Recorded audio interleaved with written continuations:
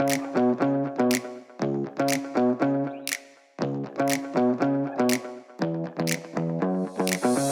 it's Friday, the happiest day of the week. I know we say this every week, but it's Fri-yay. Let's say it again. There's a reason that cliches become cliches because they're true. It's Fri-yay. Yay. You're with No Dribble. Strap in.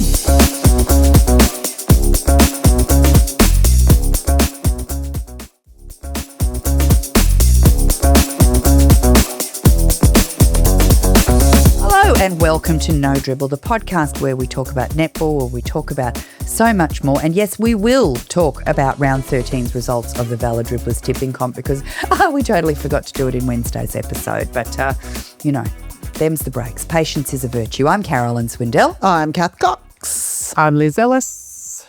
And here we are again. Hello. Hi. Hi, everyone. Missed you. I think we need to start doing J-Lo type costume changes because it looks like we've filmed the same day, 2 episodes. Which is extraordinary that we just happened to pick the same outfit, right? It's amazing. No, we never claim to have any more up-to-date information on a Friday than we had in a Wednesday episode because we do record at the same time. But one thing we didn't talk about that I think is just lovely and poignant and such a crazy, sad but beautiful coincidence with what's going on at the moment. The Big Freeze was on the weekend and this is obviously a massive fundraiser for motor neurone disease. Neil Danaher, who was the driving force behind this, passed away from motor neurone disease 10 days ago. Jai Arrow from the NRL has just had to retire in the middle of an extraordinary rugby league career because he very sadly has motor neurone disease. But the Big Freeze is a very joyful fundraiser that happens every year. The Governor-General was involved in it this year and our very own Jo Weston was involved. Did you see it? I didn't see it at the time, but I've seen it all over socials, which I absolutely love. So she was Kylie Minogue. Oh, my God. And didn't she rock that outfit? Oh, my God. She rocked that outfit so well. Yeah. She rocked it so well. I didn't realise it was Jo because I saw it on socials afterwards because I was out at state championships. And so the social post that I saw was Kylie Minogue has done the Big Freeze. And I'm like, what? And you thought it was her? Well, and then I saw the video and I thought, no, that's not Kylie Minogue. But Jo looked so different. But then as soon as she smiled, you go, oh, it's Jo Weston. But it took me a few seconds to work out it wasn't Kylie, it was Jo. But my God, she's beautiful anyway. But God, put a glamour up like that. Jeepers creepers. So, no, it was great. And also, may I say, Governor-General is also the patron of Netball Australia. So Nettie was represented twice. So it was great. And Tilly Garrett did the Adelaide local Big Freeze. Right, and she was Taylor Swift. So the pop princess has got a big run on the weekend. But let me tell you a funny story. So 3 separate people sent me a screenshot of their phones that didn't know netball as well as we did, obviously, and had typed in who was the netballer that did the Big Freeze, right, to find out who it was. And then what came up just under in their search engines was who is the father of Cath Cox's daughter. Oh, right? How alarming is that? Even more alarming, when you click on it, it says long-term partner, Luke.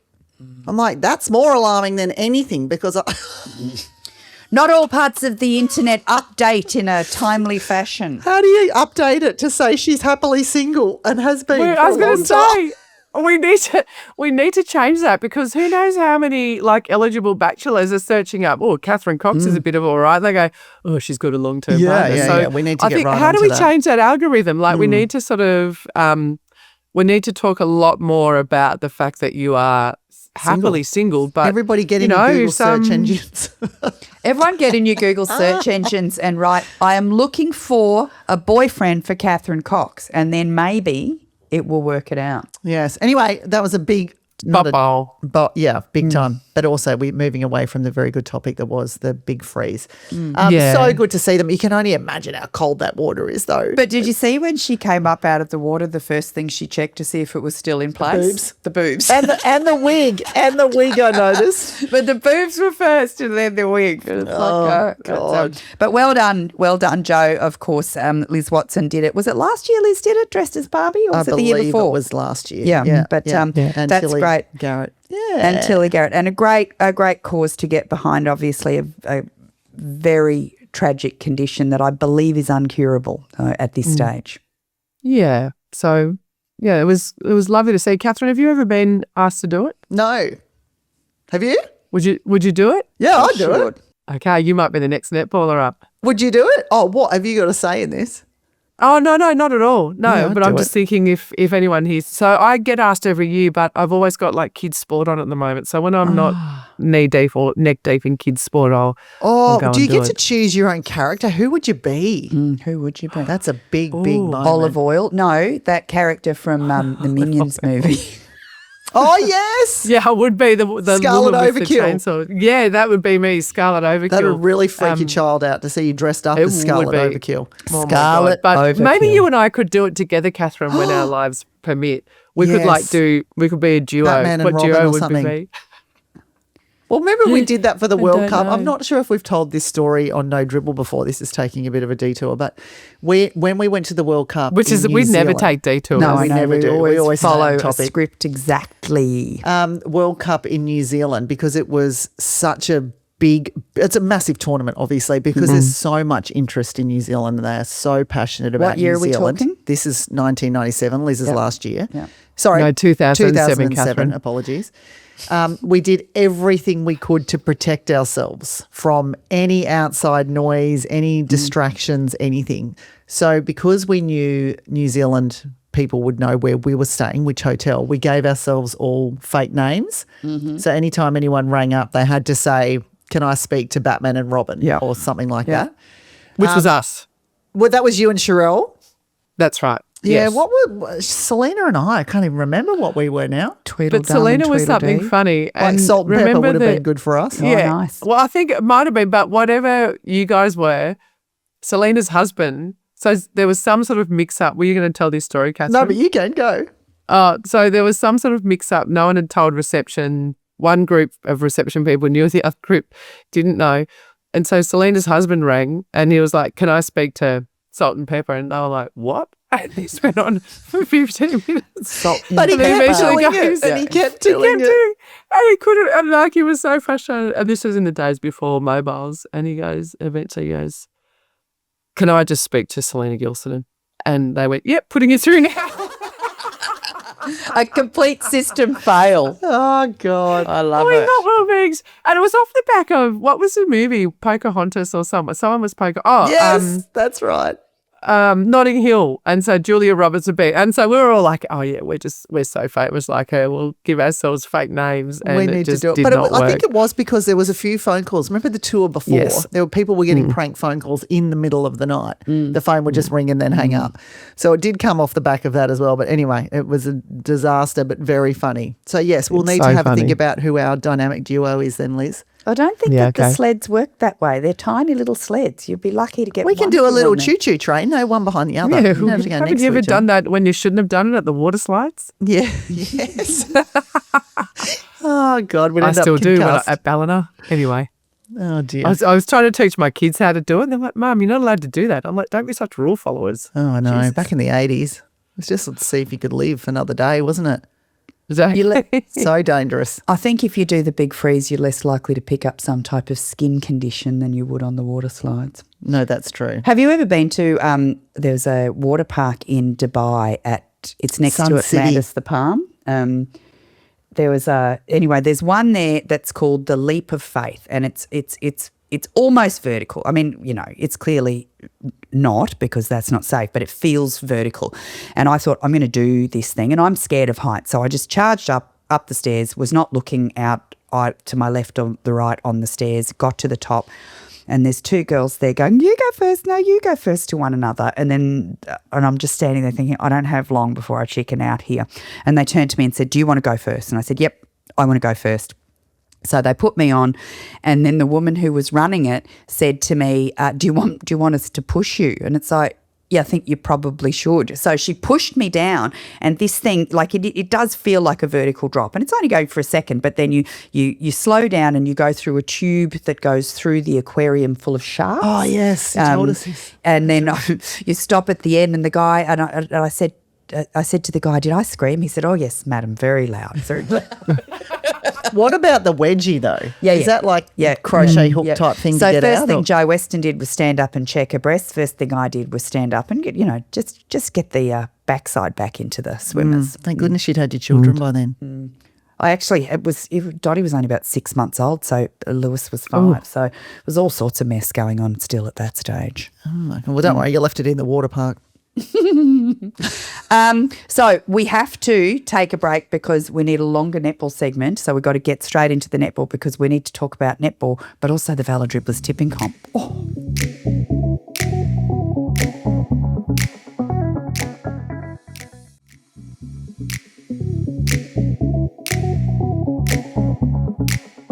Okay, so apologies that we didn't get to this in Wednesday's episode because I know that for some of you, you're still worried about where you are on the ladder. I freed myself from that pressure a long time ago. So let's talk about round 13, Valor Dribblers tipping comp, and then I want to talk about some other netball issues. But we have one clear leader at the moment sitting at the top of the ladder, and we're going to go dark on the ladder after today. So you will not be able to look on the ladder and see whether you have won.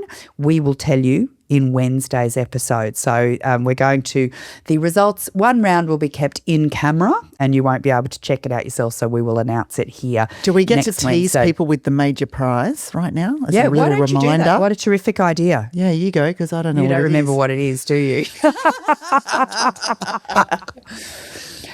Well, it's 2 tickets to our event on Grand Final Eve in Melbourne there, and it's a $500 prepaid Visa card or MasterCard or something to help get you there, because obviously a lot of people, if you've won and you're wanting to go to the grand final, you might have already bought your tickets and your flights and the like. So it's a contribution to that, some accommodation if you live outside of Melbourne. Some other excellent prizes that we are bringing together, a $250 Valor voucher. Oh, my God. But, we had a sensational time last year with the Bassinators when Lisa and Lauren, our winners, came along to the event. And that event on the Friday night, the No Dribble event, is really shaping up to be a lot of fun. I have many surprises that you two don't even know about. So, I kind of like it. It's going to be very good. Yeah. But nervous. we have one clear leader at the moment, and that is Off to the Pub, sitting on 53, clear on 52, having only scored 2 in the last round. But interestingly, in second place on 50, that Off to the Pub's on 53. In second place on 52 points, we have 4, including a new entry into the podiums at the moment. So the Mavericks. Yeah, Centre, Stepping, is on 52, having scored 5 in that round. So, and only 1 point behind the outright leaders. We also have Thundering All the Way, Firstborns, and Jack VD, all of whom we've talked about in the past. But anything could happen this weekend. One of them could get 6. They could pick the margin. Remember that putting your tips in early is an advantage if you get the same score as someone else. So, things are getting exciting. Obviously, the only thing Catherine is interested in is the Hosts and Heroes ladder, though, and that's also getting interesting. We have a clear leader there. It is Daryl the Stats Man Milton. Now, I do think it's fair to say that his partner Donna, although she's not in the Hosts and Heroes ladder, is ahead of him on the tipping comp. Oh, 100%. You need to point that out. Yeah. Suck it, Daryl. In second place, having scored 3 on the weekend, is Cox Rocks. Yeah. So, yes, well done to you. Get off your Cox Rocks, Cox Single Rocks. Yeah. That's what we need to put in. Single. Ready to mingle. In third place on 45, Bassinators. And then in equal fourth place, G-Train on 44. G-Train AM on 44, and Alexa, your netball bestie, who got 3 on the weekend and so is pegging her way back up. Probably no point discussing what my score is, 34. Oh, 10 away. Nearly 20 off the absolute ladder. So, so that's exciting.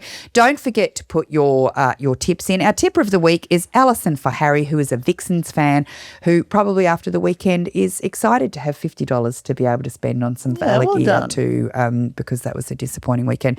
Don't forget to enter the Valor competition to win a signed Swifts, Giants or Thunderbirds dress for the Swifts, Giants or Thunderbirds fan in your life. Go onto their website and write Swifts fan, Giants fan or T-Birds fan at checkout, and you can go into the prize to win that. It's a signed dress plus some other merchandise. But that is the Valor Dribblers tipping comp update for round 13, the penultimate round of the tipping comp. This time next week, we will know who is joining us at the event, which is very exciting. I'm drunk on the power already. So sorry about forgetting to do that in Wednesday's episode. But netball talk, obviously we've got an exciting round ahead. We get to see where the second preliminary final will be held. Is it it's a semi-final. A semi-final. This will be the minor semi-final. So we're going to see whether that's in Melbourne or in Perth. But we have the 2 teams. There are 3 teams who have been relatively unscathed by injuries this season. Thunderbirds, Vixens and Lightning. Now, obviously, 2 of those teams are sitting at the top of the ladder, so it's very helpful to not be plagued by injuries. And pretty much every other team has had what we in the trade call a shit of a time with injuries. There have been most of the teams have not been able to rely on who they recruited as their first string there. Is a run of injuries in a team just bad luck? Or is there something else to it? Is it more than good luck if you don't have a run of injuries in your team? I think it depends vastly on the injury and how it happened, obviously. Someone like a Helen Housby who's got a stress fracture, that's overuse. Yep. And that is probably because it was a massive domestic season, a huge international season, straight back into domestic season. That's tough. But then you look at Grace White, for instance. She landed on someone's foot, rolled her ankle. I think Sarah Clowes got a quad injury. I mean, that could also be overuse potentially. Otherwise, it could have just been a random knock. Unlucky Henchley, that's just bad luck, isn't it? Doing an ACL or something like that. So there's definitely things like stress fractures. Definitely overuse. So who should manage that then? So Helen works with the Swifts. So just using someone who works with a super netball team and an international that is not Australian. So I presume there's more streamlining if you are an Australian player playing in Suncorp Super Netball who is on a Diamonds squad pathway. I assume there's quite a lot of communication there. But if you're an international and you are playing in Suncorp Super Netball and you are a starting player each week and then you play in internationals, is that just on the player themselves to manage that? How does that work? Gordy would be the best person to speak to about this sort of stuff. I think Susan Jane Gordy and they AM. definitely have relationships, but I think the issue is, as you say, with the Australian stuff, the Australian Diamonds and Suncorp Super Netball, it would be around the scheduling. The scheduling would allow for more break at pivotal moments. I don't think that necessarily is the case with some of the other countries because they've just got to get it in where they can, which could mean they go straight from an international series when a lot of the other teams are back doing their pre-season, their prehabs, their all that sort of stuff, and there's no rest. There might be a massive chunk of rest and then none, but I think the Diamonds would probably work it so they have a bit of rest, they have an international, they have a bit of rest, and then they go back into their domestic season, if I'm getting that right, Liz. Yeah, I think so. And I think that if you go back to the injuries, if a team has a run of injuries that are similar, I think that's when you go, okay, there's something going on. So if a team has a run of injuries of players doing ACLs in training, then you go, okay, what's happening with the court surface? Where are they training? What's going on? Yep. If they have a run of soft tissue injuries, then there's something in the prep. So I think it's also sometimes a run of injuries is bad luck. And if they're vastly different injuries, then there's not a pattern. But if it's clear that you're getting soft tissue injuries, if you're getting Can you elaborate on that when you say a soft tissue injury? muscle tears, calf strains. It's calf strains. Yep. But a calf strain that might lead to an Achilles injury. So if it's something that happens to 2 or 3 players, then teams should be looking at things going, okay, well, why has this happened? And sometimes it can be as simple as a personnel change for strength and conditioning and a different strength and conditioning program. And it might not be that it's bad. It's just that it's different, right? So your body as an athlete gets used to certain things, and then you might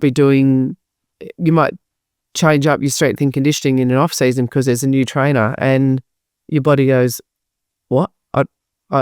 And it takes a while to get used to it. So, and clubs, no doubt, when they employ someone new or change contracts in that department, will go, okay, well, here's the previous training program. Let's try and gradually move to something different if you want to do that, rather than, 1 week it's one thing and the next week it's another, or one season it's one thing and the next season another. So I think the critical thing to look for is patterns rather than a heap of different injuries. But sometimes you have to dig a bit deeper because you might get different injuries, but it might come down to fatigue, right? So that when a player is fatigued. And then the other thing we don't often talk about, but we should, is menstrual cycles and where you sit in that. And so at different parts of your cycle, that affects your ligaments and how stretchy they are and what's going on.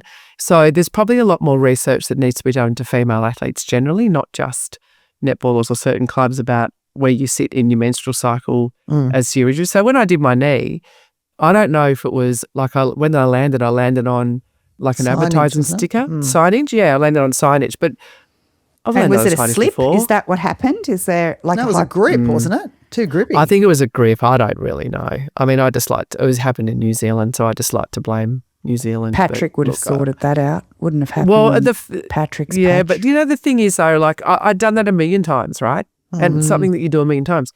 And I don't know, because it was 3,000 years ago. Like, where was I in my menstrual cycle? And did that make a difference, right? Because I had been really injury free until that point. Well, remember 2 or 3 years ago, there were 3 knees done at the start of the season or throughout the season, every single one of them in Adelaide, on the Adelaide court. And on the same side of the court. It was quite bizarre. Interesting. Could have been completely fluky, probably was. Yeah. But it looks funny, doesn't it? Like, what's going on this court? And I imagine then Netball SA or the Thunderbirds organisation would have gone, well, let's look at this. I mean, surely there'd be systems in place to have to look at something like that. Yeah, but look, and when you look at, like you said at the start of this chat, the 2 teams at the top of the ladder have not been hit with injuries. And you go, well, is that because they're doing something different so they don't get injuries? Or are they at the top of the ladder because they haven't had injuries? Yeah. The flip side is the Mavericks, who had a significant injury to one of their senior players, but they had like a ready-made superstar to come in and take her place. And that's good list management, not luck. Correct. Yeah. Fever actually, I think, have probably, like, obviously the Swifts have, I think, had the most injuries to key players this season. But Fever, it wasn't injuries so much, but Janelle was pregnant, and so they had to bring Romelda in. Awesome. But then they've just had a run of illness, I think, haven't they? So, like, constantly having to rotate players, not because of injury so much as because of illness. So. And again, that can be being on planes for 10 hours to get to and from a game. That bugs in the air and all of that sort of stuff. That's tough. They might have to update their hand washing protocols. And wear masks. Very interesting. Good chat. So 2 things I didn't talk about the weekend just gone. Jodie Ann Ward, sensational. Paige Hadley, sensational. I really was hoping that Paige might have been doing a little sort of middle finger up to whatever happened with the Diamond squad. And I won't ask either of you to comment on that, but you know my thoughts. Can we one thing that I have to point out from the weekend, Jodie Ann Ward's first block of the season was on Romelda Aiken-George. 19 centimetres difference in height. It was unbelievable. And you described it well. You said, I think it was in the third quarter, you said Jodie Ann Ward is making an absolute pest of herself. And she just was. She was like a mosquito through the whole game. Anytime they tried to get that ball into Romelda, Jodie Ann Ward came from nowhere, jumped higher than any human being should be able to jump. It was great. What a skill, though. From 3 feet away, someone that's just shy of 20 centimetres taller than you. She's a freak. So look out, because maybe I can jump that high. Maybe with a little Well, mini you're a tramp. pest, so there you go. Well, I pride myself on it. All right, we're going to take a quick break and then we're going to come back and talk about something. I don't know what.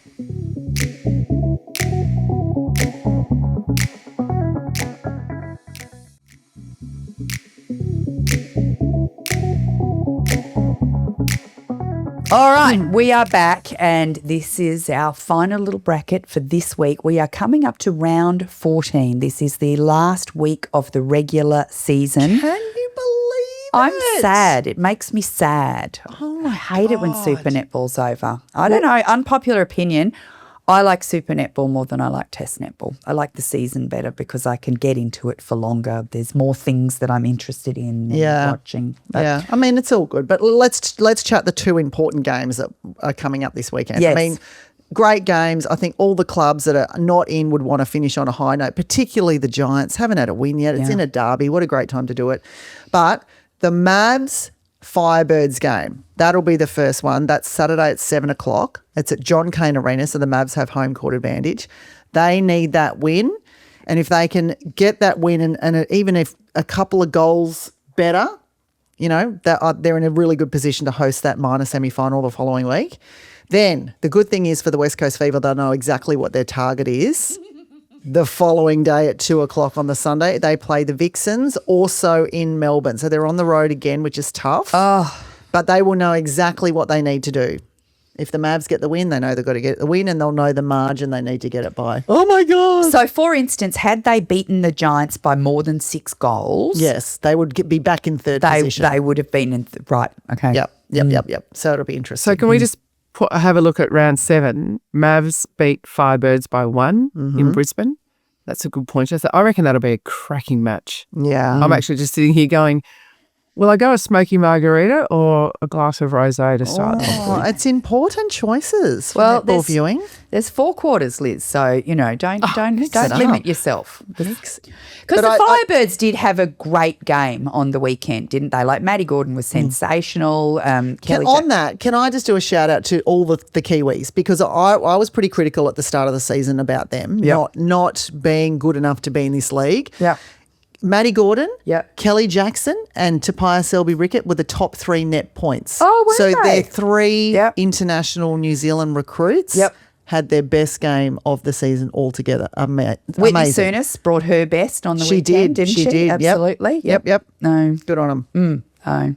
Well, nice words from a Kiwi to a Kiwi there, Catherine. Just that one time. Yeah. If I do that again, feel free to reach through the laptop and slap me, Elizabeth. Oh, I will. And then in round 7, in the same match or the corresponding round, West Coast and Melbourne Vixens played in Perth and Melbourne got up by 6. And the good thing about the Mavs and the West Coast Fever, they will meet in the minor semi, they've won a game each this year. Which means that could be anyone's. Right. So anyway, I don't know what you make of that other than we're going to have some cracking games of netball. Then the other 2 games that really don't have a bearing on the ladder, the Thunderbirds in round 7 beat Lightning by 1 and the Swifts pumped the Giants by 13. Yeah. I think we'll still get a cracking game between the Thunderbirds and the Lightning because the Lightning will be out to just kill someone. You know, finish off, well. And then I think the Swifts and the Giants is going to be a close game. I do too. And this is, as you know, I am a member of both clubs and I love the Swifts game on the weekend, filled my heart with so much pride and admiration and joy that I am hoping that the Giants will win this weekend because I feel like that would be just. I feel like the Giants deserve a win. It was great to see Sophie get player of the match and not be on the winning side. I thought that was amazing. So it's hard for me to say wouldn't mind if the Swifts lost this week, but it's like I just think the Giants so deserve a win, and the Swifts can very much hold their heads up high after that after a season of adversity and that last game last week against the Thunderbirds. So I wouldn't mind seeing them go down this week if it has to be against the Giants. And I hope that Amy Sliger's back to play, and also Grace White. Grace White. Yeah. And both of those at this stage, being Tuesday, are apparently a possibility. We don't have any further information on that, but yeah, we would very much love to see that. Actually, that would have made me a little bit sad for Amy Sliger had they had their one win of the season last week when she wasn't there, because she bloody deserves to have a win. Yes. So, she does. Right. Very good. Well, thank you. That was a really great chat about the injuries. I particularly like that.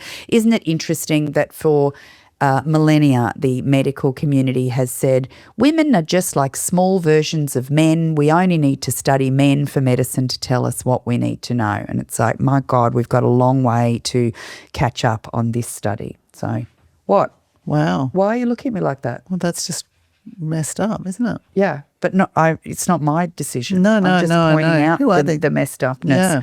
Did you like how Liz was trying to be Daryl Milton in this episode, though? How she was going to, here's what happened last time. I love it. Very good. I do love stats. That's the one thing I do miss about not commentating is not being able to see the stats screen. Listen, you can still look at the stats. Screens. I'll share the link with you if you want. That'd be great. I'd love to. The champion data link. Yeah. Oh, you want to sit there and watch bloody round, you're going to give me the link. Yeah, well, you should have voiced this a little earlier. Oh, I love the stats. I mean, I'm not like Daryl, but I still like the stats. Okay. I think they tell a good story. Well, that's a happy ending to the episode. It is, isn't it? Yeah. I'm just going to do a quick No Dribble recommends. On the weekend for my daughter's 13th birthday, we went to the Bob Hawke Beer and Leisure Centre in Marrickville in Sydney. Have either of you guys been there? No. Okay, so they make beer, and these two guys approached Bob Hawke when Bob Hawke was still alive and said, we want to make some beer and use your image, and Bob Hawke said, okay. So they've got the whole place is set up. It's great. It's like going to a fun museum. The restaurant in there is called the Lucky Prawn Chinese Restaurant, and it's like the restaurant in Muriel's Wedding. Oh, I love. And then in the pool room, they've got all of this Bob Hawke memorabilia. It's just fascinating. And then on Saturday, Sunday, the first Sunday of every month, they have Yum Cha, and there was a drag queen there named Jackie Daniels who was entertaining us all. And, should have been Deirdre Chambers. But Jackie was wonderful. I told a joke and got a free tea towel. How good. What was the joke? Share. No. Yes. No. Can't. No. Can't. Not doing it. Why? The other people telling jokes with children, it's like, come on. Why won't you share? Because I don't want the dribblers to hear this joke. Oh, is it was rude? all right in a pub, yeah, but it's not. Save it for the grand final eve event. Did you disclose? You know, sometimes you go and do those things and you have to be an amateur. Did you disclose that you're professionally funny? Like, should that have barred you from winning something? Yeah, that's true. I wanted the tea towel. That is. It'd be like me back in the heyday rocking up to a shooting competition and not saying anything about anything. Well, is Liz Ellis illegal. still playing goalkeeper when she takes to the court? Yes, she is. Yeah, but I don't pretend that I'm not funny when I play goalkeeper. If anyone had asked me, I would have said that I'm a stand-up comedian. What do you do for a living? I'm desperate to hear this. Can we do it grand final eve? Oh, I doubt it's not. It's yes, not at the funny. function. No, but can you do it at the function? You want a tea towel? I must have been good. No, everyone who told a joke got a piece okay. Of She left out the merch. important piece. Yeah. No, it was just It was a participation tea towel. It was a participation tea towel. Yes, was it an excellence tea towel? Can I just tell you a funny story about Bob Hawke? So I used to go to the Jack Newton golf tournament, and it was fabulous. I don't go anymore because children. And it was such a great weekend, and it raises money for both the Jack Newton Junior Golf Foundation and Junior Diabetes. So it's great. Little debaucherous. But every year Bob Hawke used to turn up. And it was amazing to sit there, and he would get up and he would sing Waltzing Matilda. Oh my God, iconic. And it's so iconic. But I would sit there and go, only in Australia would an ex-Prime Minister turn up, sink beers and sing Waltzing Matilda. And then he would just, because he was great mates with Jack, he would just sit and just be like a bloke and just chat to everyone, and it was always really heaps of fun. It's at the Hunter Valley now, and it used to be. Catherine, you went. I've never recovered. No, and sorry, but how it was just so amazing that this man who was, such an extraordinary popular Prime Minister then in his later years would just turn up to this function Ex-Prime and he would Ministers ling in it. the wild. Yeah. We Such a would quite character. often see John Howard out the kitchen window because he used to live near me and would just be walking up, going for his walk with his Australian cricket uniform on. Yep. Yeah. I'm like, oh, it's a way to make yourself look quite obvious though, isn't it? Yeah, I saw Julia Gillard pop down to Kingston one morning when I lived in Canberra to go and get her own bread, and it's like there's no massive security detail, and I think that's a real luxury of living in this country that we can actually just have our leaders be accessible. But Bob Hawke is a character we'll probably never see the likes of again. No. And you know, whatever you think of his politics, you have to acknowledge that is a character, a personality of Australian politics. But anyway, highly recommend this place. They have deep fried Viennetta too. So deep fried ice cream. Mm-hmm. No, not just ice But cream. Viennetta. Yeah, in like a golden gay time crumb. It's About to dribble. Yeah, really good. This is no dribble This though. is I better no put my dribble. head in. Wow. This place sounds fantastic. Yeah, that does. Put it on Can your I give a radar, shout everyone. out? Speaking of great places, like I said in the first episode this week, I had spent most of the week at Panthers because the restaurants there were great. But I had dinner with Ali Broadbent, former Swifts Diamonds goal defence, on Saturday night, and we walked out of the restaurant into this bar area, and we looked up and there was the netballs. It was Lightning and Firebird. So great. as we always say, any bar that has a netball on, we'll give them a shout out. It was Yep. a terrace bar, I think, at Panthers. So well done to Well them. done. Fantastic. Yeah, we had Yep. dribblers. One of the dribblers put up on the Facebook group on the weekend a takeaway food shop in Sunshine Coast that had the netball on. And it's like, share the love. If you're seeing businesses that are showing our sport, we should all be getting behind them. And if they're not, shame them, everyone. Shame. Name and shame. Shame. Or just get the channel Yes. changed is probably more. Anyway, so that's more the end of our appropriate. Friday episode. This is the last week of me reminding you to get your tips in for the Valor Dribblers tipping comp. This is round 14, the final round, and you won't see the results on the weekend. We're keeping them secret. They will be announced in this episode next week. Get your tickets to our grand final eve event. They are selling fast, so we will sell out for that. But have a great week, Dribblers. I'm Carolyn Swinton. I'm Cath Cox. Toodles, everybody. I'm Liz Ellis. Bye. Bye. I reckon we should try to invent a Perky Nana cocktail. Oh, that is a Why great would you idea. encourage that when you don't like them? Well, I don't necessarily think I'll be drinking it, but I thought that if I got you a couple of Perky Nana cocktails, you might be a bit fun. As opposed to my winning charm every other day. And you might not be single with a few Perky Nanas under I've your already belt got a now. couple of Perky Nanas. There we go. Let's change the Google algorithm. Mate, you're in your 50s. They're not perky anymore. true. You need scaffolding. I got the saggy Nanas.